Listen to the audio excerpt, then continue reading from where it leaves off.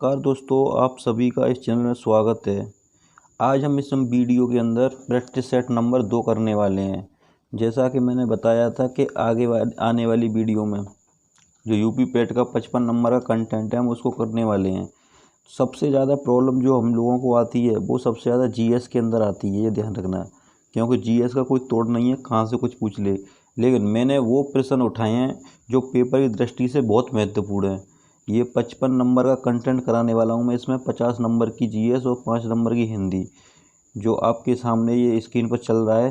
ये जो सिलेबस है ये यूपी पेट का सिलेबस है पूरा, जिसमें से ये जो 55 वाला कंटेंट है ये इसका प्रैक्टिस सेट नंबर 2 करने वाला हूँ मैं। तो आप इस वीडियो में अंत तक बने रहें और मैं जितना भी प्रश्न कराने वाला हूँ उसको विथ एक्स्ट्रा फैक्ट के साथ करने वाला हूँ, जिससे कि आने वाले प्रश्न में आपकी काफ़ी मदद हो सके। आप इस वीडियो के अंत तक बने रहें क्योंकि इस वीडियो में आज काफ़ी कुछ अच्छा होने वाला है और आपको मज़ा आने वाला है। मैं इसके साथ एक प्रश्न के साथ कई प्रश्न आपको कई प्रश्न की एक्सप्लेन करने वाला हूँ, उनकी जानकारी डिटेल में देने वाला हूँ थोड़ा सा। तो आप इस वीडियो में अंत तक बने रहें। तो अब हम चलते हैं अपने प्रैक्टिस सेट नंबर 2 पर। हम स्टार्ट करते हैं अपना प्रैक्टिस सेट नंबर 2। तो आप बने रहें, आपको काफ़ी मज़ा आने वाला है। तो पहला प्रश्न दिया, माउंट आबू स्थित मशहूर दिलवाड़ा मंदिर निम्नलिखित में से किस समुदाय का पवित्र स्थल है? बौद्ध का, सिख का, जैन का और पारसी का। तो देखो ये प्रश्न बहुत इंपॉर्टेंट है क्योंकि रिपीट होता है बहुत ज़्यादा। तो आपको ये पता होना चाहिए माउंट आबू ये कहाँ पड़ता है। तो माउंट आबू ये पड़ेगा तुम्हारे राजस्थान के अंदर। कहाँ पड़ेगा? राजस्थान के अंदर। तो देखो बौद्ध धर्म आंसर इसका है नहीं है, सिख है नहीं है, आंसर हो जाएगा इसका जैन। अब जैन धर्म से भी कई प्रश्न पूछ लेता है कि आपसे ये पूछेगा, पहले ये बताओ जो मशहूर जो जैन जो दिलवाड़ा मंदिर है ये बनवाया किसने? तो देखो इसके दो प्रश्न बनते हैं। एक तो ये किसने बनवाया, तो अगर ये बनवाने की बात करें तो इसका आंसर आएगा बिमल शाह। क्या आएगा? बिमल शाह। इसको याद रखना। अगर ये पूछे इसका डिजाइन किसने किया, तो डिजाइन किया था वास्तुपाल तेजपाल ने। किसने किया? वास्तुपाल तेजपाल ने। तो इसको याद रखना, ठीक है, इंपॉर्टेंट प्रश्न है। अगर मशहूर दिलवाड़ा जैन मंदिर ये पूछे किसने बनवाया तो बिमल शाह, और डिजाइन की पूछे तो किसने करवाया, तो इसका आंसर हो जाएगा वास्तुपाल तेजपाल, 11वीं और 13वीं शताब्दी के बीच में। ठीक है। अब थोड़ा सा इसके ऑप्शन जो और दिए इनको भी डिस्कशन कर लेते हैं। जैसे बौद्ध धर्म दिया है तो बौद्ध धर्म का आपसे पूछ ले बौद्ध धर्म के संस्थापक कौन है, तो ये सबको पता है, गौतम बुद्ध। इसके अलावा देखो जो बौद्ध धर्म के आपसे ये पूछ लेता है कि त्रिपिटक बता दो। क्या बता दो? त्रिपिटक। ये प्रश्न इंपॉर्टेंट है। त्रिपिटक। तो त्रिपिटक कौन कौन से हैं, तो एक बार देख लो, आपने सुने होंगे या याद भी किए होंगे। पहला है विनय पिटक। कौन सा? विनय। दूसरा है तुम्हारा सूत्र पिटक। ठीक है। तीसरा है अभिधम्म पिटक। क्या है? अभिधम्म पिटक। तो ये तीनों प्रश्न भी इंपॉर्टेंट हैं बौद्ध धर्म के। अगर हम सिख धर्म की बात की जाए कि सिख धर्म से कुछ इंपॉर्टेंट, तो सिख धर्म से एक प्रश्न ये बन सकता है, सिख धर्म की स्थापना किसने करी? तो इसकी स्थापना करी थी गुरु नानक ने। क्या की थी? गुरु नानक जी ने। अगर पारसी धर्म से प्रश्न दो, एक क्वेश्चन बन सकता है ये कि पारसी धर्म की स्थापना किसने करी, तो आंसर आएगा पैगंबर जरथुरुष्ट। क्या आएगा? जरथुरुष्ट। ये इंपॉर्टेंट प्रश्न है। इसके अलावा ये पूछा जाएगा पारसी धर्म का धार्मिक ग्रंथ क्या है। देखो ये इंपॉर्टेंट है, ये पेपर में आ सकता है कि ये आ जाएगा जिंदा अवेस्ता। क्या हो जाएगा? जिंदा अवेस्ता। तो आप ये भी याद रख सकते हैं कि पारसी धर्म का अगर ये पूछे कि संस्थापक कौन है तो पैगंबर जरथुरुष्ट, और धार्मिक ग्रंथ जैनता जेंदा, इसको बोलेंगे जेंदा और अवेस्ता। ठीक है। तो आगे चलते हैं प्रश्न नंबर 2 पर। दूसरा दिया है पृथ्वीराज चौहान ने किससे विवाह किया था? वह उनके शत्रु जयचंद गढ़वाल की बेटी थी। तो देखो ये भी महत्वपूर्ण प्रश्न है। तो पृथ्वीराज चौहान जब आता है तो आपने नाम सुना होगा उसका, तराइन का युद्ध। ठीक है। तो तराइन का युद्ध हुआ था, तराइन।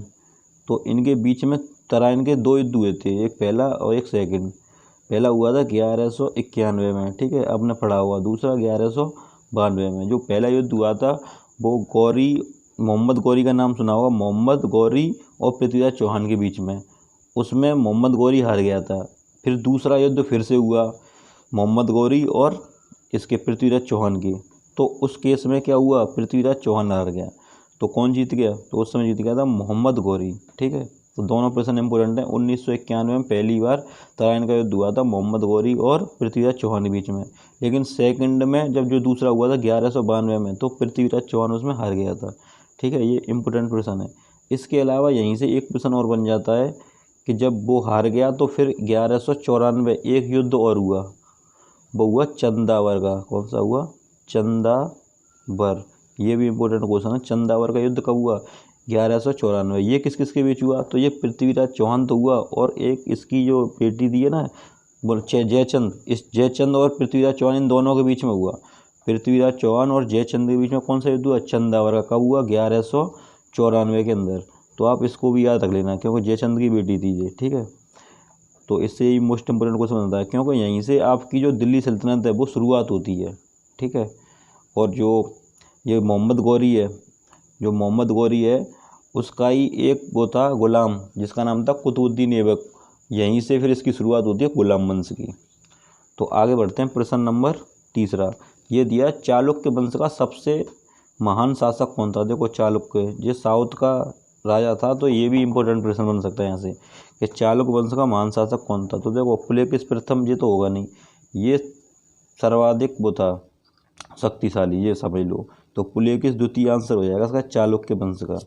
अब यहाँ से अगर हम देखें तो एक प्रश्न देखो इससे बन सकता है विक्रमादित्य से। ये पूछ लेता है विक्रमादित्य की उपाधि किस राजा को दी गई थी? तो इसका आंसर आ जाएगा चंद्रगुप्त द्वितीय। चंद्रगुप्त द्वितीय को क्या दी गई? विक्रमादित्य की। तो इसे ऐसे भी घुमाकर पूछ सकता है कि विक्रमादित्य किसे कहते हैं? तो आंसर क्या आएगा? चंद्रगुप्त द्वितीय। ठीक है, इसके अलावा ये बन सकता है यहाँ से, अगर देखा जाए कि इसमें ये लिखा है चालुक्य वंश का सबसे महान शासक, तो देखो उपाधि की बात किया है। चलो इसमें आगे बढ़ते हैं, बाद में देखेंगे इसको। नेक्स्ट प्रश्न दिया है, पोलो या चौगान खेलते समय निम्नलिखित में से किस सुल्तान की मृत्यु हुई? देखो ये मोस्ट इंपोर्टेंट प्रश्न है। अभी मैंने बताया था गुलाम वंश, वहीं से प्रश्न आ गया। देखो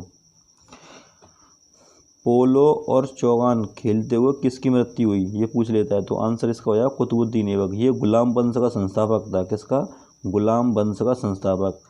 जो मैंने अभी आपको ये बताया था कि मोहम्मद गौरी का एक गुलाम था, वो यही व्यक्ति था कुतुबुद्दीन ऐबक। इसने कई कार्य महत्वपूर्ण कराए थे। इसी ने 2.5 दिन का झोंपड़ा, आपने सुना होगा 2.5 दिन का झोंपड़ा जो अजमेर के अंदर है, वो इसने बनवाया। दूसरा इसने जो कुतुब मीनार है उसकी नींव डाली इसने। किसकी? कुतुब मीनार, ये दिल्ली के अंदर है। और 2.5 दिन का झोंपड़ा कहाँ पर है? अजमेर में। इसी व्यक्ति को जो कुतुबुद्दीन ऐबक है इसको लाख बख्श कहते थे। क्या कहते थे? लाख बख्श। तो इसको भी याद रखना है तुम्हें। ठीक है, इंपॉर्टेंट प्रश्न है। इसके अलावा अगर हम बात करें तो जैसे ये बलबन दिया है इसमें, तो बलबन से मैंने पिछली वीडियो में एक प्रश्न बताया था, इंपॉर्टेंट प्रश्न दोबारा से रिपीट कर रहा हूँ कि बलबन ने लौह रक्त की नीति अपनाई। किसकी? लौह रक्त की। ये भी कहीं ना कहीं रिपीट होता रहता है प्रश्न, इसलिए ये भी इम्पोर्टेंट है। ठीक है, और अगर इसकी बात की जाए कि नसरुद्दीन मोहम्मद, यहाँ से क्या प्रश्न बनता है? तो इससे एक प्रश्न बनता है हमेशा कि टोपी सीकर जीवन निर्वाह करने वाला व्यक्ति कौन था? टोपी सीकर क्या पूछेगा? टोपी सीकर कौन सा शासक राजा था या शासक था जो अपना जीवन निर्वाह करता? तो आंसर क्या आएगा? नसरुद्दीन। ठीक है, इसके अलावा अगर थोड़ा सा इधर देखें कि इल्तुतमिश लिखा हुआ है, तो इल्तुतमिश ने क्या किया है? तो इल्तुतमिश ने जो तुम्हारी वो है जो कुतुब मीनार है, कुतुब मीनार का पूर्ण इसने वो कराया निर्माण। ठीक है, इल्तुतमिश ने 4th मंजिला का पूरा कंप्लीट इसने कराया, तो इल्तुतमिश ने। यहाँ से ये प्रश्न बन सकता है पेपर में, इम्पोर्टेंट है। ठीक है, तो आगे बढ़ते हैं नेक्स्ट प्रश्न पर। निम्नलिखित में से किसने दीन इलाही? उसका आंसर ठीक है कुतुबुद्दीन ऐबक हो गया पोलो का। और ये भी पूछ लेता है आज के टाइम में पोलो में कितने खिलाड़ी हैं? तो 4 हैं। ठीक है, निम्नलिखित में से किसने दीन इलाही आरंभ किया था? जहांगीर, अकबर। देखो ये भी इम्पोर्टेंट प्रश्न है, क्योंकि सम्राट अकबर के ऊपर प्रश्न आते हैं कई इम्पोर्टेंट। तो अगर हम इसे देखें, ये पूछना चाह रहा है कि निम्नलिखित में किसने दीन इलाही का आरंभ किया? तो दीन इलाही ये जहांगीर होगा नहीं, ये अकबर भी नहीं होगा, इसका हुमायूं भी नहीं होगा। इसका आंसर होगा अकबर। वो जहांगीर नहीं होगा और बाबर नहीं होगा, हुमायूं नहीं होगा। आंसर क्या हो जाएगा? अकबर। क्योंकि अकबर ने कई प्रथा चलाई। एक तो इसने दास प्रथा का अंत किया था। किसका प्रथा का अंत किया? दास प्रथा का अंत कर दिया इसने। ठीक है, एक प्रश्न ये पूछता है कि मनसबदारी प्रणाली, मनसबदारी, एक सेकंड, ये भी महत्वपूर्ण प्रश्न बन सकता है कि मनसबदारी, ये इम्पोर्टेंट क्वेश्चन है कि किसने स्टार्ट की थी मनसबदारी प्रणाली, तो इसी ने करी थी। ठीक है, और प्रश्न एक ये बन सकता है कि ये बताओ अकबर ने अपने शासन में क्या क्या बनवाया। तो आपने सुना होगा एक दिल्ली के अंदर हुमायूं का मकबरा, किसका, हुमायूं का मकबरा, कहाँ पर है ये, दिल्ली में, ये बनवाया। दूसरा आगरा का लाल किला, क्या बनाया, आगरा का लाल किला। तीसरा फतेहपुर सीकरी। ठीक है, फोर्थ इसने बनवाया दीवाने खास। ठीक है, और बुलंद दरवाजा तो सभी लोगों ने सुना होगा, बुलंद दरवाजा किसने बनवाया, अकबर ने, गुजरात की जीत में। और एक इम्पोर्टेंट प्रश्न बन सकता है कि इलाहाबाद का किला किसने बनवाया, तो इलाहाबाद का किला भी इसी ने बनवाया। ठीक है, इसको भी याद रखना आप कि प्रश्न आ जाए कि इलाहाबाद का किला किसने बनवाया, तो आंसर क्या जाएगा, अकबर। तो अकबर ने देखो हुमायूं का मकबरा, आगरा का लाल किला, फतेहपुर सीकरी, दीवाने खास, बुलंद दरवाजा और इलाहाबाद का लाल किला, ये कुछ महत्वपूर्ण प्रश्न किए। और इसने जो प्रथा थी, दास प्रथा का अंत किया, और इसने मनसबदारी प्रथा स्टार्ट करी, और दीन इलाही भी प्रारंभ किया इसने। इसके अलावा एक प्रश्न ये और बन जाता है कि जजिया कर समाप्त करने में, तो इसने भी जजिया कर समाप्त किया, कौन सा, जजिया कर समाप्त किया। ठीक है, ये 7-8 क्वेश्चन इंपॉर्टेंट है, इनको याद रखना है। अगर इसकी बात की जाए कि बाबर, तो बाबर मुगल वंश का संस्थापक था, जिसका इब्राहिम लोदी के साथ पहला युद्ध हुआ था पानीपत का 1526 में, ये सभी को याद होगा ज़्यादातर। तो बाबर कौन था, मुगल वंश का साम्राज्य था, संस्थापक था, यहीं से इसकी नींव डलती है मुगल वंश की। ठीक है, तो इसको आप याद रखना, इम्पोर्टेंट प्रश्न है। अगर एक प्रश्न ये हुमायूं से बन जाता कभी कभार, हुमायूं से एक प्रश्न बनेगा तुम्हारा, दीनपना नामक स्थान की स्थापना किसने करी, दीनपना नामक स्थान, तो दीनपना नामक स्थान की स्थापना किसने करी, इसने हुमायूं ने। ठीक है, और जहांगीर हो सकता है कि न्याय की जंजीर किसे जाना जाता है, न्याय की जंजीर, तो आंसर क्या आएगा, जहांगीर। लेकिन इसने पूछा दीन इलाही बताओ, तो इसका अभी आंसर क्या होगा, तो अभी इसका आंसर होगा अकबर। ठीक है, याद रखना, ये काफ़ी ये अपने समय शासन में काफ़ी महत्वपूर्ण व्यक्ति रहे। आगे बढ़ते हैं, प्रश्न नंबर, निम्नलिखित में से कौन उग्रपंथी नहीं थे। तो देखो उग्रपंथी, जो उग्र व्यक्ति होते हैं वो, तो कुछ जब स्वतंत्रता संग्राम चल रहा था तो कुछ कई दो भागों में बटे थे, एक नरम दल, एक गर्म दल।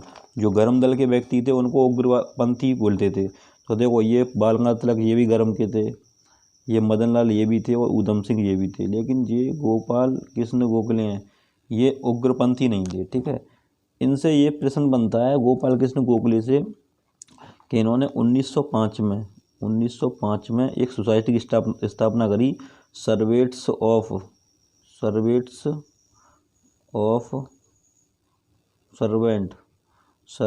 सर्वेंट्स सोसाइटी की। इसकी स्थापना करी किसने, गोपाल कृष्ण गोखले ने। तो यहाँ से इम्पोर्टेंट प्रश्न बताता है कि सर्वेंट्स ऑफ सोसाइटी की स्थापना किसने करी, तो आंसर क्या जाएगा, तो आंसर आएगा तुम्हारा गोपाल कृष्ण गोखले। बाल गंगाधर तिलक की बात की जाए तो इनको मराठा के नाम से भी जाना जाता है। ठीक है, इन्होंने एक गीता रहस्य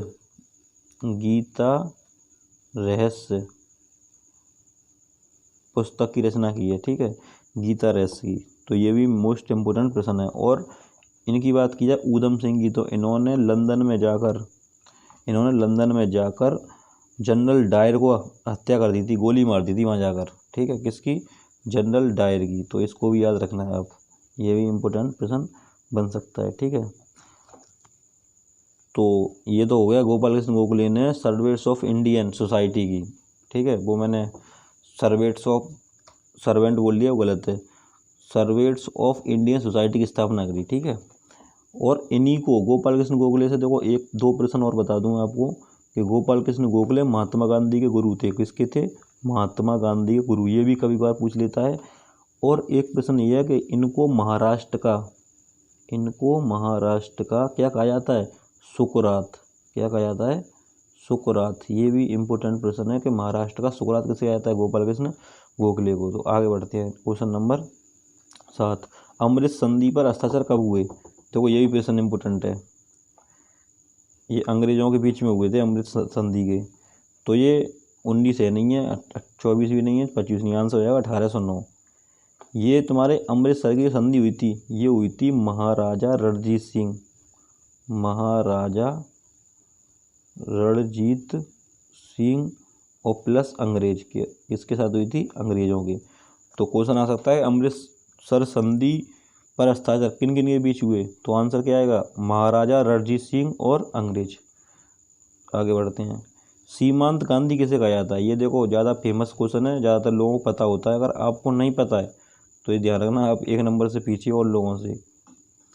तो सीमांत गांधी किसे कहा जाता है, तो देखो ये तो होगा नहीं, ये भी नहीं होगा और ये भी नहीं होगा, ये तो गोपाल कृष्ण गोखले तो हमने अभी डिस्कस कर लिए।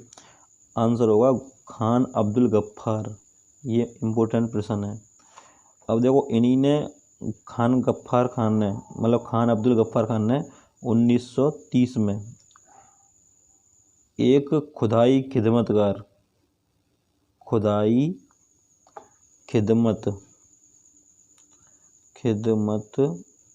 की स्थापना करी। ठीक है, ये प्रश्न पूछ लेता है कि खुदाई खिदमतगार की स्थापना किसने की, तो आंसर क्या आएगा, ये आंसर आ जाएगा तुम्हारा खान अब्दुल गफ्फार खान। इन्हीं को क्या बोलते हैं, सीमांत गांधी। तो इनको याद रखना। इनकी देखो एक पुस्तक और है, अगर याद रखना चाहो तो इनकी एक पुस्तक ये है, माई लाइफ एंड स्ट्रगल। और केवल ये आए इंडियन स्ट्रगल तो आंसर आएगा सुभाष चंद्र बोस, लेकिन माई लाइफ एंड स्ट्रगल तो आंसर क्या आएगा, खान अब्दुल गफ्फार खान। और 1930 में इन्होंने खुदाई खिदमतगार की स्थापना करी। ठीक है, इसके अलावा देखो ये गोपाल कृष्ण गोखले के अभी हमने आंसर वो कई क्वेश्चन सॉल्व किए। इनसे ये पूछा गोपाल कृष्ण गोखले गुरु कौन है, क्योंकि ये तो महात्मा गांधी गुरु थे, इनके गुरु कौन थे, तो इनके गुरु हो जाएंगे MG रनाड़े। कौन हो जाएंगे, MG रनाड़े। ठीक है, इसको भी याद रखना है। और इन्होंने 1905 में किसकी स्थापना की थी, सर्वेंट्स ऑफ इंडियन सोसाइटी की। इम्पोर्टेंट प्रश्न है। और इन्हीं को महाराष्ट्र क्या कहा जाता है, सुकरात। आगे बढ़ते हैं। निम्नलिखित में से किसने 1935 के अधिनियम के बारे में कहा था, कार जिसमें ब्रेक है पर इंजन नहीं। तो देखो ये भी आपने सुना हो, तो नहीं सुना हो तो नया क्वेश्चन है आपके लिए। 1935 अधिनियम के बारे में क्या कहा कि कार जिसमें ब्रेक नहीं, तो ये कहा था जवाहरलाल नेहरू ने। और जवाहरलाल नेहरू कौन थे, भारत के पहले प्रधानमंत्री। ठीक है, इसे याद रखना। और इनकी एक वो पूछ लेता है book, discovery of India, discovery of India. ये भी पुस्तक इम्पोर्टेंट है कि किसने लिखी है, तो जवाहरलाल नेहरू ने। अगर सी राजगोपालाचारी की बात की जाए तो ये देश के पहले अंतरिम मंत्रिमंडल के शिक्षा मंत्री बनाए गए थे। कौन बनाए थे, शिक्षा मंत्री। और सी राजगोपालाचारी से एक क्वेश्चन इंपॉर्टेंट ये है कि ये पूछ लेता है भारत का अंतिम गवर्नर कौन था, भारत का अंतिम गवर्नर कौन था, तो ये कौन था, ये सी राजगोपालाचारी। पहले भारतीय थे, ये प्रथम भारतीय थे। ठीक है, और अंतिम गवर्नर थे, कौन थे, सी राजगोपालाचारी। तो ये यहाँ से भी प्रश्न पूछ लेता है कभी कभार, तो इसको भी आप याद रखना। ठीक है, तो इसके अलावा और महात्मा गांधी की बात की जाए तो देखो इन्होंने 1924 में बेलगांव में राष्ट्रीय कांग्रेस अधिवेशन के अध्यक्ष बने थे। ये भी इम्पोर्टेंट प्रश्न है। अगर हम इसकी बात की जाए SC बोस, यहाँ से देखो प्रश्न बन सकते हैं दो तीन इम्पोर्टेंट प्रश्न बन सकते हैं। SC बोस का मतलब हो गया सुभाष चंद्र बोस, क्योंकि आपके सिलेबस में ये तो स्पेशल दिए हैं सुभाष चंद्र बोस। तो इन्हें क्या है, देखो एक 1938 और एक 1939, इन 2 साल में ये राष्ट्रीय कांग्रेस के अध्यक्ष रहे थे। 1938 में रहे थे तुम्हारे ये हरिपुरा के, कहाँ के रहे थे, हरिपुरा। ये क्या पड़ता है, ये पड़ता है गुजरात में। दूसरा ये 1939 लिख रहा है, ये तुम्हारा आएगा त्रिपुरी। क्या है ये, त्रिपुरी। ये त्रिपुरी कहाँ पड़ता है, तो त्रिपुरी ये तुम्हारा पड़ेगा MP में। कहाँ पड़ेगा, MP में। तो इसको याद रखना है। 1938 और 1939 में अध्यक्ष रहे। और 1939 में इन्होंने फॉरवर्ड ब्लॉक की स्थापना करी। किसकी करी, फॉरवर्ड ब्लॉक की। ठीक है, ये से याद रखना, फॉरवर्ड ब्लॉक की स्थापना किसने करी, तो सुभाष चंद्र बोस ने। और इनकी पुस्तक मैंने अभी बताई थी माई स्ट्रगल, वो माई स्ट्रगल नहीं, इंडियन स्ट्रगल। क्या बताई थी? Indian struggle. तो ये भी याद रखना, सुभाष चंद्र बोस की। ये पूछ लेता है इंडियन स्ट्रगल किसने लिखी, इंडियन स्ट्रगल। तो सुभाष चंद्र बोस ने, मैंने ये बताया था कि 1938 और 1939 में 2 बार लगातार ये राष्ट्रीय कांग्रेस के अध्यक्ष रहे और 1939 में फॉरवर्ड ब्लॉक की स्थापना करी। और इनकी पुस्तक पूछे तो इंडियन स्ट्रगल। ठीक है, तो आगे बढ़ते हैं हम। प्रश्न नंबर 10, गणेश महोत्सव का प्रारंभ किसने किया? ये देखो, ये भी प्रश्न थोड़ा सा अच्छा है कि गणेश महोत्सव का प्रारंभ किसने किया। ये नया प्रश्न सा दिख रहा होगा कुछ लोगों को। तो देखो, इसका आंसर होगा लोकमान्य तिलक। ये इम्पोर्टेंट प्रश्न है। अगर हम थोड़ा सा इसकी बात करें, ये इंदिरा गांधी की पुस्तक पूछ लेता है, ये भी इम्पोर्टेंट है। और लोकमान्य तिलक की मैंने अभी तुम्हें इसकी पुस्तक बताई थी, गीता रहस्य। क्या बताई थी? गीता रहस्य। ये सुना होगा या पढ़ा होगा, नहीं पढ़ा होगा तो आप इसको बस रिवीजन कर लो इसका। ठीक है, और एक ये इंदिरा गांधी है, इनकी पूछ लेता है इंटरनल इंडिया। क्या पूछेगा? इंटरनल इंडिया पुस्तक किसने लिखी? तो इंदिरा गांधी ने। और पहली महिला प्रधानमंत्री रह चुकी हैं इंदिरा गांधी। ठीक है, इसको इसलिए भी याद रखना है। और महात्मा गांधी के ऊपर तो कई विशेषताएं, इन्हें डिटेल में बताऊंगा अभी थोड़ी देर में। आगे देखो, यमुना नदी का उद्गम स्थान।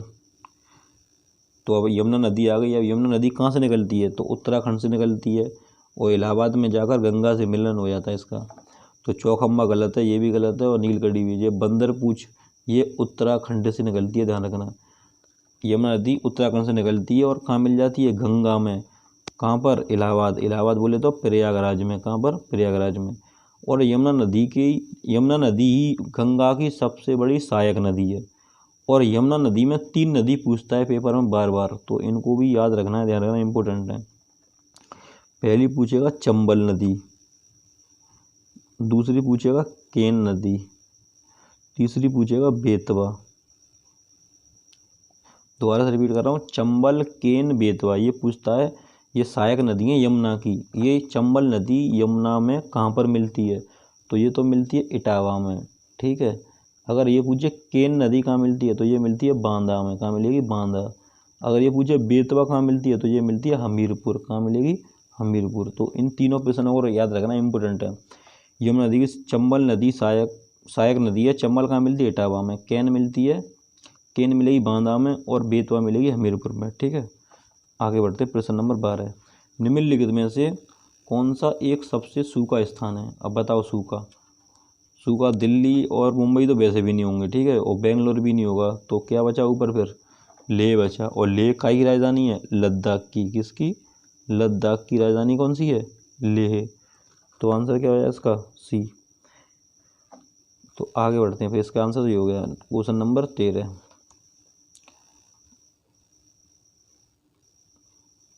नंबर देखते हैं। इसमें देखो चीज़ों से, ये भी अच्छा क्वेश्चन है। तो इसको अगर ध्यान से देखें कि क्या पूछना चाह रहा है ये, तो मैं ये इसका मिलन करना है। कुछ खनन क्षेत्र दिए हैं और खनिज संपदा, कौन सा क्षेत्र किस धातु से, मतलब किस मेटल से संबंधित है। तो अगर इसमें ये देखा जाए, सबसे पहले काला हांडी, जावर, कोलार। अगर 3 नहीं सुने होंगे, ये तो सभी लोगों ने सुना ही होगा कि कोलार की गुफा, ये तो नाम सुना होगा कि कोलार की गुफा का संबंधित है। तो कोलार, ध्यान रखना, ये पड़ता है कर्नाटक में। कहाँ पड़ता है? कर्नाटक में कोलार। और ये पड़ता है सोने में, क्योंकि कर्नाटक की सबसे ज़्यादा सोने पर है। तो सी का पहला हो जाएगा। तो सी का पहले स्टार्टिंग होगी सी का पहला। ठीक है, एक सेकंड। तो पहले ये तो सी का पहला हो गया।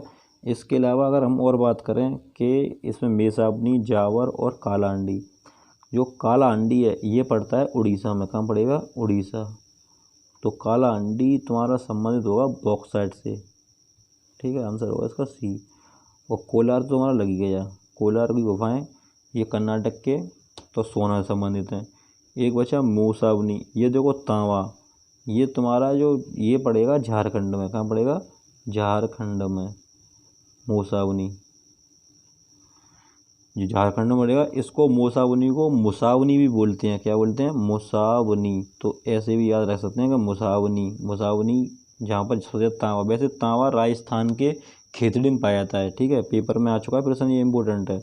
तो खेतड़ी में राजस्थान पाया, लेकिन ये अभी ये पूछा है इससे संबंधित बताओ। तो मेसावनी का तांबा हो जाएगा और झारखंड में, कालाहांडी उड़ीसा में, ये बॉक्साइट से, कोलार ये कर्नाटक में और सोना से। तो एक जावर बचा, तो जावर का आंसर क्या हो जाएगा फिर, जावर का हो जाएगा जस्ता और सीसा। अब ये भी पूछ सकता है ये कहाँ पर है, तो ये जावर जो हमें दिखाई दे रहा है, ये जावर पड़ेगा राजस्थान के उदयपुर में। कहाँ पर, उदयपुर, ठीक है। 4 ऑपरेशन देख लिए हमने। तो इसका आंसर क्या होगा, तो पहले का आंसर तो तीसरा हो जाएगा, ठीक है।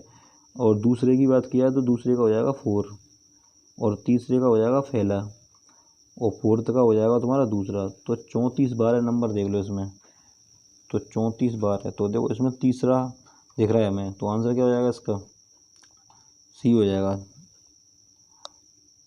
आंसर हो जाएगा इसका सी, क्योंकि तीसरा 4 1 2। तो आगे बढ़ते हैं। अब इसको एक बार फिर से बता दे रहा हूँ, कालाहांडी जो हमने देखा वो बॉक्साइट से, और कालाहांडी कहाँ पर है, उड़ीसा। जावर कहाँ पर है, ये राजस्थान के उदयपुर में। और जावर कैसे है, ये जावर हमने जो देखा था, ये देखा था जस्ता सीसा, और कोलार सोना से, ये कर्नाटक में। मोसावनी ये झारखंड में, ये बॉक्साइट। आगे बढ़ो। दक्षिण एशिया का सबसे बड़ा मरुस्थल कौन सा है, तो दक्षिण एशिया का, अब देखो दक्षिण एशिया की बात कर रहा है, अटाकामा, कालाहारी, कैलरेडो, वो कोलोरेडो और थार। थार तो अपने इंडिया में पड़ता है, जो पाकिस्तान और भारत के बॉर्डर पर है, तो भारत में भी थार बोल सकते हैं, एशिया का ये तो इसका आंसर क्या होना चाहिए, दक्षिण एशिया का। तो दक्षिण एशिया शब्द लिख रहा है, तो एशिया मतलब अपना ये थार हो जाएगा, ठीक है, क्योंकि ये अपने इंडिया में भी जो होता है उसे थार बोलते हैं। और सहारा अफ्रीका में सबसे बड़ा। अगर ये इसकी बात की जाए, अटाकामा यहाँ कौन सा है, तो यहाँ पर आ जाएगा दक्षिण अमेरिका, ठीक है, कौन सा आ जाएगा, दक्षिण अमेरिका। और कालाहारी ये दक्षिण अफ्रीका, क्या आ जाएगा, दक्षिण अफ्रीका। और कैलरेडो ये यूएसए में पड़ेगा, कैलिफोर्निया में। कहाँ पड़ेगा, कैलिफोर्निया में। तो दोबारा से रिपीट कर रहा हूँ, दक्षिण एशिया का सबसे बड़ा ये थार हो गया। अगर ये पूछता कि पूरे विश्व का, तो सहारा आंसर आता, क्या था, सहारा, जो अफ्रीका में। अगर ये पूछा अटाकामा, तो ये दक्षिण अमेरिका, क्या आएगा, अमेरिका। और कालाहारी दक्षिण अफ्रीका। और कोलोरेडो ये आएगा तुम्हारा यूएसए, कैलिफोर्निया में, ठीक है। आगे बढ़ते हैं। प्रश्न नंबर 15, निम्नलिखित नदियों में तो कौन सी विषुवत रेखा को 2 बार काटती है। देखो ये भी इंपॉर्टेंट है, इस नदी का देखो नाम चेंज करके दे दिया इसमें। वैसे ये विषुवत रेखा को अगर ये पूछेगा तो आंसर तो आएगा कांगो नदी। क्या आएगी, कांगो नदी। कांगो नदी ऑप्शन में नहीं है, कांगो नदी का मतलब होता है जायरे नदी, ठीक है, आंसर हो जाएगा ये। नील नदी ये विश्व की सबसे लंबी नदी है, जो मिस्र से निकलती है। नायर नदी की बात की जाए, ये अफ्रीका की तीसरे नंबर की नदी है, तीसरे नंबर की, थर्ड नदी है अफ्रीका की। क्योंकि पहली तो ये होगी तुम्हारी नील नदी, और दूसरी ये होगी कांगो, और तीसरी ये नाइजर। अमेजन नदी की बात की जाए तो ये दक्षिण अमेरिका की सबसे बड़ी और लंबी नदी है। दक्षिण अमेरिका महाद्वीप की सबसे लंबी नदी कौन सी है, अमेजन। और ये पूछे विश्व की सबसे बड़ी, तो भी यही आंसर आएगा। तो विश्व की सबसे बड़ी अमेजन नदी, और विश्व की सबसे लंबी नदी ये नील नदी। और अमेजन नदी दक्षिण अमेरिका की सबसे लंबी नदी है। नायर तीसरे नंबर की अफ्रीका के अंदर, ठीक है। पहले नंबर की नील नदी हो गई, दूसरी कांगो, और तीसरी नाइजर। तो विषुव रेखा हुई। कभी कभार ये पूछ लेता है कि मकर रेखा को और कर्क रेखा को। तो देखो मकर रेखा को पूछेगा तो आंसर आएगा लिम्पोपो। मकर रेखा को 2 बार कौन सी नदी काटती है, तो आंसर क्या आएगा, लिम्पोपो नदी, ठीक है, नाम सुना होगा सभी लोगों ने, लिम्पोपो। अगर ये पूछे कि कर्क रेखा को कौन काटती है, तो कर्क रेखा को आंसर आ जाएगा तुम्हारा, ये आएगा माही नदी। कौन सा आएगा, माही नदी, ठीक है, इसको भी याद रखना, ये अपने भारत में ही है।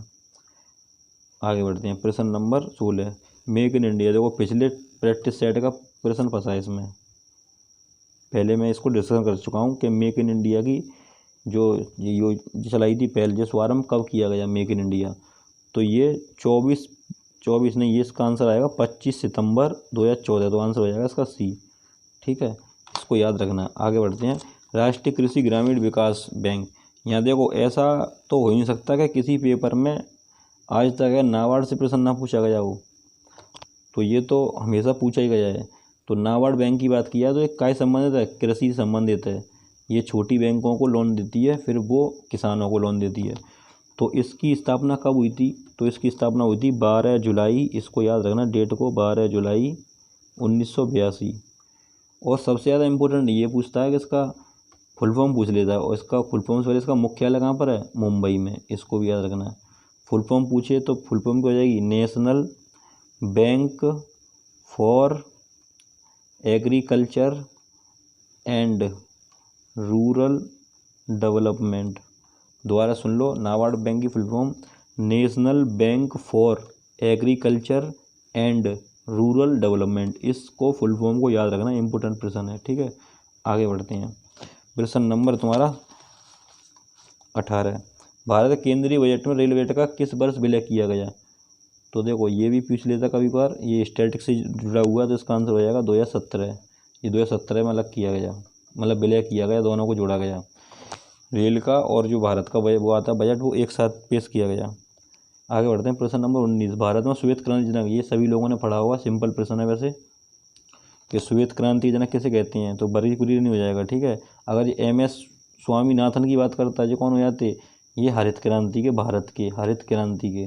अगर विश्व के ये पूछे हरित क्रांति कौन होंगे, तो वो हो जाएगा नॉर्मन बोरलॉग। और इस श्वेत क्रांति की बात की जाए तो बड़ी कुल नहीं होगा। अब देखो वर्गीय यही श्वेत क्रांति से वो पूछता है, एक ऑपरेशन फ्लड, ये इंपॉर्टेंट प्रश्न है, ऑपरेशन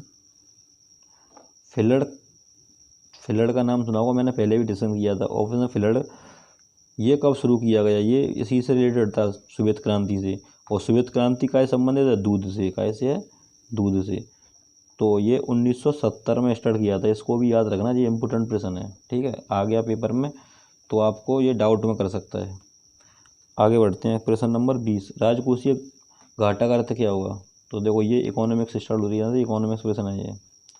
तो राजकोषीय घाटा का मतलब क्या होता है, तो तुम्हें याद रखना पड़ेगा। इसका मतलब होता है सरकार के कुल राजस्व और कुल व्यय के बीच अंतर। जितनी भी सरकार की इनकम होती है और उसका एक्सपेंडिचर होता है, उसका डिफरेंस होता है, ठीक है। आगे बढ़ते हैं, प्रश्न नंबर 21। तो ये यहाँ तक 20 तक हो गए। 21 में दिया है, देखो ये संविधान से रिलेटेड है। भारतीय संविधान में अवशिष्ट शक्तियों का विचार किस संविधान से लिया गया है। तो इसमें इम्पोर्टेंट ये पूछा, तो ये पावर शक्तियाँ पूछ रहा, कुल मिला के ये है, शक्तियाँ बताओ। तो शक्तियाँ तुमने याद की होंगी, शक्तियाँ ये कनाडा से ली गई हैं, ठीक है। अगर ये पूछे जापान से क्या लिया गया है, तो जापान से लिया गया है विधि द्वारा प्रक्रिया। क्या लिए, विधि द्वारा प्रक्रिया, ठीक है, इसको याद रखना है। अगर आपसे ये पूछे कि दक्षिण अफ्रीका से क्या लिया गया है, तो दक्षिण अफ्रीका से संविधान संशोधन प्रक्रिया, इंपॉर्टेंट है ये। क्या लिया गया है, संविधान संशोधन प्रक्रिया, ये इसको याद रखना, संविधान संशोधन ये। और आर्टिकल 368 के अंदर दिया है, और भाग 20 में। अगर अमेरिका की बात किया तो अमेरिका से कई चीज़ें ली गई हैं। एक तो देखो प्रस्तावना ली गई है, क्या प्रस्तावना। दूसरा लिया है मौलिक अधिकार, क्या लिया है, मौलिक अधिकार। तीसरा राष्ट्रपति और उस पर महाभियोग, ठीक है। तो मैंने 4 चीज़ें बता दी। तो प्रस्तावना पूछे तो अमेरिका से लिया गया है, मौलिक अधिकार पूछे तो अमेरिका से लिया गया है, एक राष्ट्रपति और राष्ट्रपति को महाभियोग पूछे तो भी आंसर क्या आ जाएगा, यही आ जाएगा, ठीक है, अमेरिका। आगे बढ़ते हैं, प्रश्न नंबर। संविधान का कौन सा भाग संविधान संशोधन से संबंधित है। देखो अभी बताया था, संविधान अनुच्छेद पूछे तो 368। और कौन से देश से लिया गया संविधान संशोधन, तो दक्षिण अफ्रीका। तो इसका आंसर होना चाहिए संविधान संशोधन भाग 20, क्या आ जाएगा, 20 में लिया गया है, इंपॉर्टेंट प्रश्न है। आगे बढ़ते हैं, प्रश्न नंबर। उत्तर प्रदेश की प्रथम महिला मुख्यमंत्री कौन है, ये पता ही होगा सभी को, सिंपल क्वेश्चन है। एक महिला पूछ लेता है, एक राज्यपाल पूछ लेता है, तो ये सभी लोगों को पता होना चाहिए। तो प्रथम महिला की बात कर रहा है कि प्रथम महिला कौन थी, तो सुचित्रा कृपलानी। और अगर ये पूछता प्रथम राज्यपाल बता दो, तो सरोजिनी नायडू आ जाता, ठीक है। एनी बेसेंट की बात किया है तो राष्ट्रीय कांग्रेस की पहली महिला अध्यक्ष रही है 1917 में, ठीक है। कहाँ की, कोलकाता की, राष्ट्रीय कांग्रेस की पहली महिला अध्यक्ष। और विजय लक्ष्मी पंडित, ये UNO में इनका रोल रहा है, और ये जवाहरलाल नेहरू की बहन थी। मायावती मुख्यमंत्री रह चुकी हैं 4 बार अब तक। आगे बढ़ें, उत्तर प्रदेश की। राष्ट्रपति मंत्री परिषद के सदस्य को कैसे बर्खास्त कर सकते हैं। तो देखो इसका एक कॉन्सेप्ट वाला प्रश्न है। तो अगर ये पूछे राष्ट्रपति मंत्रिपरिषद के सदस्यों को कैसे बर्खास्त कर सकते हैं, तो इसका आंसर हो जाएगा प्रधानमंत्री की सिफारिश पर, ठीक है। लोकसभा अध्यक्ष पूछ ले पहला कौन था, तो GV मावलंकर, ठीक है, ये पूछ सकता है। आपात की बात किया, आपातकाल, तो देखो जो कुछ शक्तियाँ दी हैं राष्ट्रपति को, जैसे 352, 356, 360, इनको बाद में डिस्कशन करते हैं। आगे बढ़ते हैं। भारतीय संविधान के अनुसार सरकार के कितने अंग हैं? तो सरकार के संविधान के अनुसार सरकार के अंग पूछ रहा कितने हैं, तो इसके आपने सुना होगा 3 ही अंग होते हैं। और कौन से होंगे? पहली होती है कार्यपालिका, ठीक है, ये नाम सुना होगा कार्यपालिका। एक सुना होगा विधायिका, और एक तीसरा सुनाया होगा न्यायपालिका। न्यायपालिका। तो देखो तीनों, पहली कार्यपालिका, दूसरी विधायिका और तीसरी न्यायपालिका। तो कितने हो गए? 3। तो आंसर क्या होना चाहिए इसका? 3 आंसर हो जाएगा, ठीक है। संविधान में अनुसार कितने अंग हैं? 3। आगे बढ़ते हैं। डायोप्टर निम्नलिखित किसकी ये साइंस के प्रश्न स्टार्ट हो गए यहाँ से। तो डायोप्टर, ये फेमस प्रश्न है। एक ये डायोप्टर और एक डेसिबल, दोनों आ जाता है। डेसिबल है ध्वनि का, और डायोप्टर की बात की जाए, डायोप्टर कैसे है तो लेंस की क्षमता का, क्या लेंस की क्षमता। ये तरंग का मात्रक पूछे तो इसका आंसर हो जाएगा एंगस्ट्रम। क्या हो जाएगा? एंगस्ट्रम। ज्योति तीव्रता की बात की जाए तो इसका हो जाएगा ल्यूमेन प्रति स्टेरेडियन। तो इसका ये मात्रक है, ठीक है। ज्योति तीव्रता का ल्यूमेन, इसका ल्यूमेन प्रति स्टेरेडियन। और चुंबकीय शक्ति ना होता, अगर ये होता चुंबकीय लक्स, तो इसकी वो हो जाती वेबर मात्रक, ठीक है। तो इसका आंसर क्या होगा? लेंस की क्षमता सी। आगे बढ़ते हैं। यदि एक लोलक निर्वात में दोलन करता है तो इसकी समयावधि कैसी हो जाएगी? तो देखो ये भी एक फिक्स पैटर्न का क्वेश्चन है। तो इसकी क्या हो जाएगी? इसकी हमेशा ये पूछना चाह रहा है एकदम, ठीक है। तो इसका आंसर हो जाएगा अपवर्तित रहती है, ठीक है। देख लेना इसे। आगे देखते हैं। 28 निम्नलिखित में बेंगिन सोडा का रासायनिक नाम बताइए। ये देखो ये भी फिक्स है कि केमिस्ट्री के कुछ फॉर्मूला याद रख लेना, उन्हें बार बार रिपीट होते हैं वहाँ से। तो इसको देखो, इसको वैसे ये बोलते हैं सोडियम बाइकार्बोनेट। क्या बोलते हैं इसको?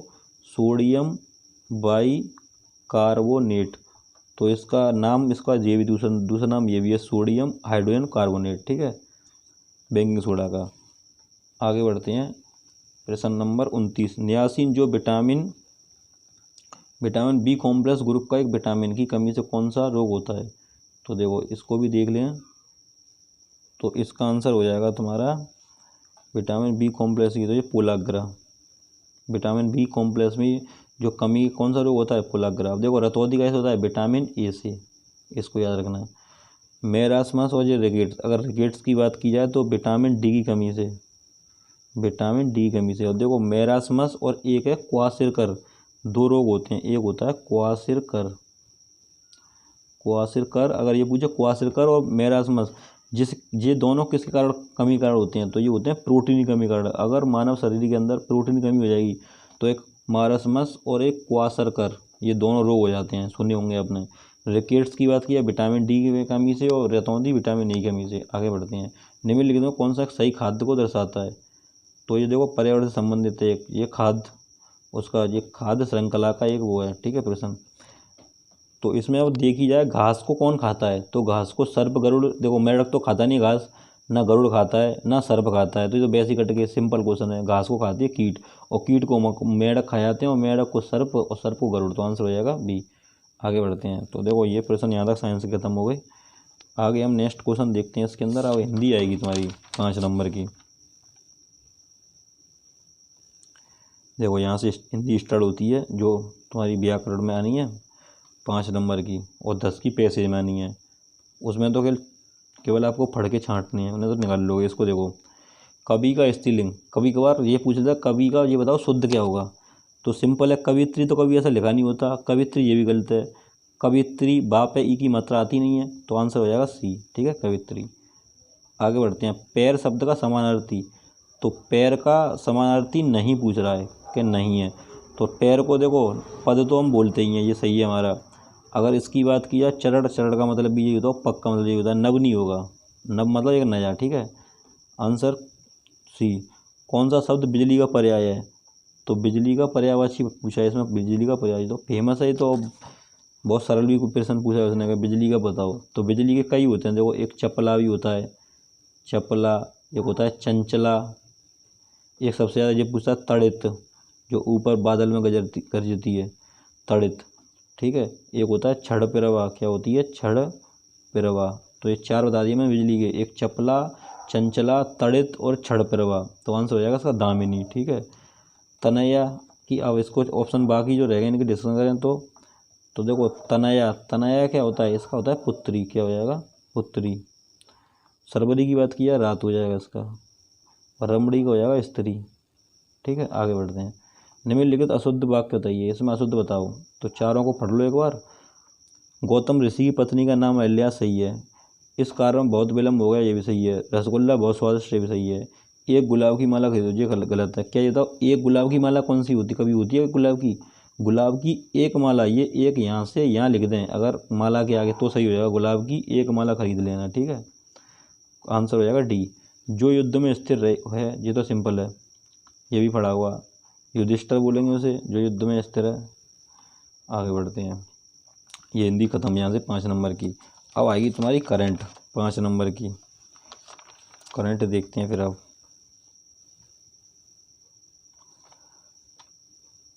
देखो यहाँ से स्टार्ट है 51 क्वेश्चन नंबर। जून 2022 में किस भारतीय प्रबंधन संस्थान ने देश का पहला कृषि मूल्य सूचकांक लॉन्च किया। तो देखो ये भी इम्पोर्टेंट बन सकता है क्योंकि ये पहली बार कृषि का, तो पहला तो इसका ऑप्शन ऊपर दिए हैं IMS अहमदाबाद। इसका आंसर ये ए ही है। ठीक है, ज़्यादा सोचना ही नहीं है इसमें। अब करंट तो देखो रटनी पड़ेगी थोड़ी, तो इसमें जो मोस्ट इंपोर्टेंट प्रश्न है उनको तो रट लो। और आप एक काम भी कर सकते हो कि पहले जो 6 मंथ की करंट है उसको रिवीजन कर लो, आप वहीं से मिल जाएंगे क्वेश्चन। आगे देखो, फरवरी 2022 में किए गए सार्वभौमिक टीकाकरण कार्यक्रम सघन मिशन इंद्रधनुष 4.0 को राज्य केंद्र शासित प्रदेशों में कितने जिलों में संचालित किया जाएगा। तो इसकी बात किया है तो इसका भी आंसर हो जाएगा तुम्हारा 446। ठीक है, बस देखते जाओ इनको एक नज़र। फरवरी 2022 में किस सुरंग को 10,000 फीट से अधिक की ऊंचाई पर स्थिर सबसे लंबी राजमार्ग सुरंग के रूप में वर्ल्ड बुक ऑफ रिकॉर्ड द्वारा मान्यता दी गई। तो इसका आंसर बताओ, कोई क्या आंसर होगा, सोचो। इसका आंसर होगा अटल सुरंग। ठीक है, अटल सुरंग शायद तुम्हारे हिमाचल प्रदेश में। हेनलेम पार्टनर जारी होने वाले पासपोर्ट, देखो ये ऐसा कोई पेपर नहीं गया जिसमें ये प्रश्न नहीं आता होगा, हेनलेम पासपोर्ट इंडेक्स वाला। ठीक है, तो इसमें अगर हमेशा जब फर्स्ट नंबर का पूछी जाए तो हमेशा वो तो ज़्यादातर जापानी रहती है, हमेशा क्या रहता है, जापान। तो इस बार भी जापान है 2022 का। अब ये भारत का पूछ रहा है तो हमें ये याद होना चाहिए कि हमारे भारत का स्थान कौन सी नंबर है, तो 87 नंबर 87। ठीक है, 8 और 7 15 मतलब। आगे देखें, मई 2022 में एसोसिएशन एशियन इलेक्शन अथॉरिटीज़ का अध्यक्ष किसे चुना गया। तो ये भी इम्पोर्टेंट बन सकता है कि एक अध्यक्ष बनाया गया, एक काय का AEI के। तो देखो ये इंपॉर्टेंट प्रश्न बन सकता है, ध्यान रखना, इसको याद रखना कि association of Asian election authority अपना भारत बनाया इसलिए और इम्पोर्टेंट है, ये पेपर में आ सकता है। आगे बढ़े 56, मई 2022 में कौन सा जियो बैंकिंग स्टार्टअप भारत का 100वां यूनिकॉर्न। ये भी एक फिक्स पैटर्न का क्वेश्चन है क्योंकि ये ज़्यादातर रिपीट हो रहा है एग्जाम में। तो बैंकिंग स्टार्ट ये करंट में क्वेश्चन ज़्यादा हाईलाइट है, तो इसका आंसर हो जाएगा ओपन। ठीक है, इसको भी याद रखना है। आगे, अंतर्राष्ट्रीय एजेंसी IA की एक रिपोर्ट के अनुसार भारतवर्ष 2026 तक विश्व के तीसरे सबसे बड़े इथेनॉल उपभोक्ता के रूप में किस देश को पीछे छोड़ देगा। पहला तो देखो यहीं से प्रश्न में ही एक क्वेश्चन छिपा हुआ है कि भारत में 2026 में इथेनॉल उपभोक्ता में, मतलब इथेनॉल प्राप्ति कर लेगा भारत का, ये मान लो ये अपना एक एम है भारत का 2026 तक। तो विश्व के तीसरे सबसे बड़े इथेनॉल में किसको पीछे पछाड़ देगा, तो ये किसको पछाड़ेगा, तो ये पछाड़ेगा चीन को। ठीक है, क्वेश्चन नंबर 58, उत्तर प्रदेश के किस शहर में स्किल इंडिया अंतर्राष्ट्रीय केंद्र की स्थापना की गई। तो इसका आंसर पूछ रहा है, तो इसका आंसर ज़्यादातर जितने भी प्रोग्राम हो रहे हैं वो वाराणसी में ही हो रहे हैं, क्योंकि आज जो कल दिनांक तुम्हारी जो 1 तारीख थी उसमें 1 अक्टूबर को हमारे भारत के प्रधानमंत्री नरेंद्र मोदी जी ने वाराणसी में ही 5G, अब भारत के अंदर जो नेट स्टार्ट हो गया है वो क्या है 5G, वो लॉन्च कर दिया गया है। ठीक है, यही वाराणसी। ये प्रश्न आगे आने वाले एग्जाम बनेगा कहीं ना कहीं। आगे बढ़ते हैं। नवंबर 2021 में प्रधानमंत्री नरेंद्र मोदी ने पूर्वांचल एक्सप्रेस का उद्घाटन किया। इस एक्सप्रेसवे के संबंध में कौन सा कथन सत्य नहीं है। तो अब देखो इसमें 1 गलत है और 3 सही है इसके अंदर। तो 16 नवंबर 2021 को प्रधानमंत्री नरेंद्र मोदी ने पूर्वांचल एक्सप्रेसवे का उद्घाटन किया, ये बिल्कुल सही है। इस एक्सप्रेसवे की लंबाई 340 इतनी किलोमीटर है, ये भी सही है। यह एक्सप्रेस बलिया मंदरिया गांव तक, ये गलत है। तो इसका आंसर, ये तुम्हारा आंसर नहीं होगा इसका सी, और इसका मेरे हिसाब से डी तो है ही है, डी भी सही है इसके अंदर। तो 59 का आंसर जो तुम्हारा होगा, इसका आंसर हो जाएगा तुम्हारा सी। इसने ये गलत बताया है, वैसे इसका आंसर तो इसका सी है, बलिया नहीं, लेकिन बलिया नहीं है, क्योंकि नहीं पूछ रहा कौन सा गलत है, तो बलिया हो जाएगा, बलिया नहीं। तो हम प्रश्न नंबर 60 करते हैं यहाँ से। तो प्रश्न नंबर 60 क्या कह रहा है, इसको एक बार पढ़ लीजिए। तो ये कहना चाह रहा है आपसे, करंट का प्रश्न है, टोक्यो ओलंपिक 2020 में भारतीय पदक विजेताओं के संबंध में विकल्प में कौन सा कथन सही नहीं है। तो सही नहीं का मतलब ये, इसमें 3 तो सही हैं आपके, एक गलत है। टोक्यो ओलंपिक 2020 में भारत की तरफ से पहला पदक लवलीना बोरगोहेन ने जीता, यही गलत आंसर। ये लगता है शायद चीन ने जीता था, लेकिन इसका आंसर यही है, और ये सही है तीनों, ठीक है। पीवी सिंधु ने बैडमिंटन का स्पर्धा के एकलव्य खिताब जीता, ये सही है। भारतीय पुरुष हॉकी टीम ने फील्ड हॉकी स्पर्धा में, ये भी सही है। नीरज चोपड़ा ने पुरुष भाला फेंक, यहाँ से देखो एक प्रश्न ये बन सकता है कि भाला फेंक दिवस कब बनाया जाता है। तो भाला फेंक दिवस बनाया था 7 अगस्त को, ठीक है, ये इंपॉर्टेंट प्रश्न है। आगे बढ़ते हैं, प्रश्न नंबर 61, अबू धाबी, देखो राजधानी से प्रश्न क्वेश्चन आ चुका है ये, तो राजधानी से आ चुका है, तो राजधानी आपको याद होनी चाहिए अबू धाबी, सिंपल प्रश्न है, यूनाइटेड अरब अमीरात का हो जाएगा। अगर ये 3 ऑप्शन दिए, नीदरलैंड की अगर राजधानी की बात की है, तो इसका आंसर हो जाएगा एक एम्स्टर्डम, क्या हो जाएगा, एम्स्टर्डम, तो ये इसकी राजधानी है। दक्षिण कोरिया की बात की जाए तो दक्षिण कोरिया और एक होता है उत्तर कोरिया, ये दोनों प्रश्न इंपॉर्टेंट हैं। अगर उत्तर कोरिया की राजधानी पूछे तो आंसर आएगा प्योंगयांग, क्या आएगा, प्योंगयांग। और अगर दक्षिण कोरिया की बात की जाए तो इसका आंसर होएगा सियोल, ये राजधानी है इसकी सियोल। और दोनों की मुद्रा की बात की जाए तो बान आएगा, या बोन बोल सकते हैं इसे। तो दोबारा से रिपीट कर दे रहा हूँ मैं कि नीदरलैंड्स की राजधानी पूछे तो एम्स्टर्डम, और उत्तर कोरिया की राजधानी पूछे तो प्योंगयांग, और दक्षिण कोरिया की राजधानी का नाम क्या है, सियोल। और इन उत्तर कोरिया और दक्षिण कोरिया की अगर मुद्रा पूछे तो वॉन, ठीक है। एक इसमें बचती है इटली, तो इटली की राजधानी हो जाएगी रोम, ये ज़्यादातर लोगों को पता ही होगी, सिंपल है ये, ठीक है, तो इसकी हो जाएगी रोम। आगे बढ़ते हैं, प्रश्न नंबर 62, पुष्कर मेला कहाँ आयोजित किया जाता है। तो ये भी सिंपल क्वेश्चन है, ज़्यादा रिपीट होता रहता है एग्जामों में। पुष्कर मेला की बात की जाए तो देखो, ये ऊँटों का मेला लगाया जाता है, सबसे ज़्यादा फेमस हो रहा है ये, तो ऊँटों का ये राजस्थान हो जाएगा। अब एक बात की जाए उत्तर प्रदेश के अंदर, तो उत्तर प्रदेश के अंदर एक याद रखना तुम्हें, नौचंदी का मेला, ये तुम्हारे मेरठ में लगाया जाता है, इंपॉर्टेंट प्रश्न है, ध्यान रखना, कई बार रिपीट हुआ है। एक अपने इलाहाबाद में माघ मेला लगता है, ये मोस्ट इंपॉर्टेंट है, जो प्रयागराज में। अगर बिहार की बात की जाए तो बिहार में सोनपुर मेला लगता है, जो पशुओं के लिए लगाया जाता है, ठीक है। मध्य प्रदेश में एक महादेव कंदरिया का मंदिर है, वहाँ पर भी काफ़ी बड़ा मेला लगता है। उज्जैन के अंदर मेला लगता है, ठीक है। इसके अलावा तो इसमें ये याद रखना, पुष्कर मेला, तो आंसर क्या हो जाएगा, राजस्थान। आगे बढ़ते हैं, प्रश्न नंबर 63, राष्ट्रीय रेल संग्रहालय कहाँ स्थित है। तो राष्ट्रीय संग्रहालय की बात कर रहा है, भारत में जितने बड़े बड़े डिपार्टमेंट है वो सब कहाँ है, वो नई दिल्ली में, तो आंसर क्या हो जाएगा इसका, नई दिल्ली हो जाएगा इसका, इसको याद रखना। आगे बढ़ते हैं, निम्नलिखित में से कौन सा पुरस्कार उपन्यास के लिए दिया जाता है। तो देखो अभी ये उपन्यास के लिए पूछ रहा है कि उपन्यास के लिए दिया जाता है, तो उपन्यास के लिए भारत रत्न दिया जाएगा, क्या तुम्हारा बुकर पुरस्कार दिया जाएगा, या पुलित्जर दिया जाएगा। भारत रत्न हो नहीं सकता, पुलित्जर पत्रिका क्षेत्र में दिया जाता है, तो आंसर हो जाएगा बुकर पुरस्कार, आंसर क्या हो जाएगा, बुकर, बी आंसर हो जाएगा इसका। पिछली बार पेपर में पूछा जा चुका भारत रत्न एशियाई जो पहले।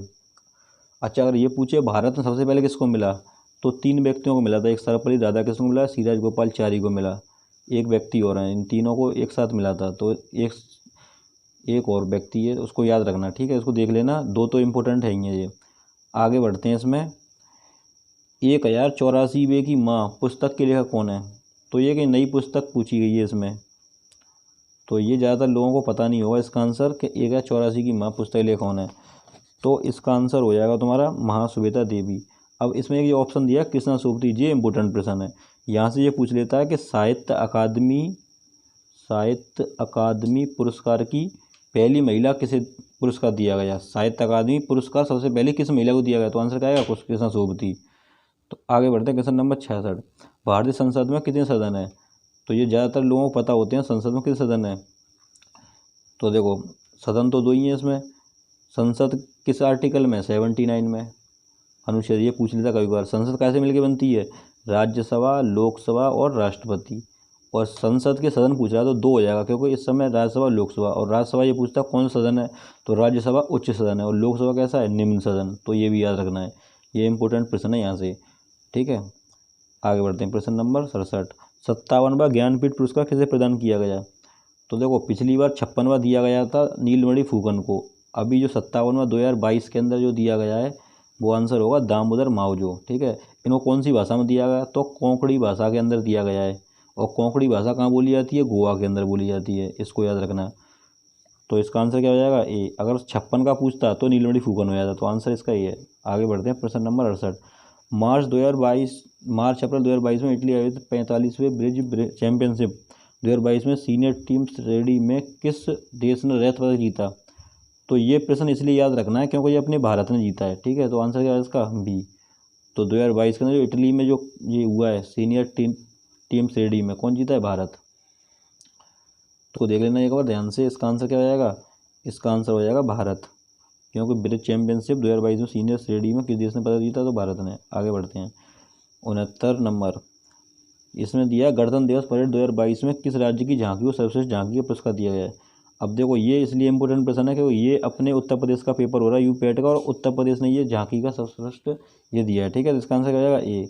आगे लास्ट एक क्वेश्चन बचता है, इस क्वेश्चन को और देख लो बस लास्ट को, और ये यहाँ पर तुम्हारी वीडियो समाप्त होती है। एक 70वां बचा एक क्वेश्चन, इसको और देख लो बस। इसमें दिया है भारतीय वो जनवरी 2022 में संपन्न टाटा स्टील शतरंज 2022 में चैलेंजर वर्ग का खिताब किसने जीता। तो इस व्यक्ति का नाम है अर्जुन एरिगसी। तो आंसर हो जाएगा इसका ए। ठीक है, यहाँ ये वीडियो समाप्त होती है। आगे हम नेक्स्ट वीडियो में मिलेंगे। इस वीडियो में आप अंत तक बने, इसके लिए धन्यवाद। इसी तरीके से आप प्रैक्टिस करते रहें और रिवीजन ज़्यादा से ज़्यादा करते रहें। ठीक है, तो आगे नेक्स्ट वीडियो में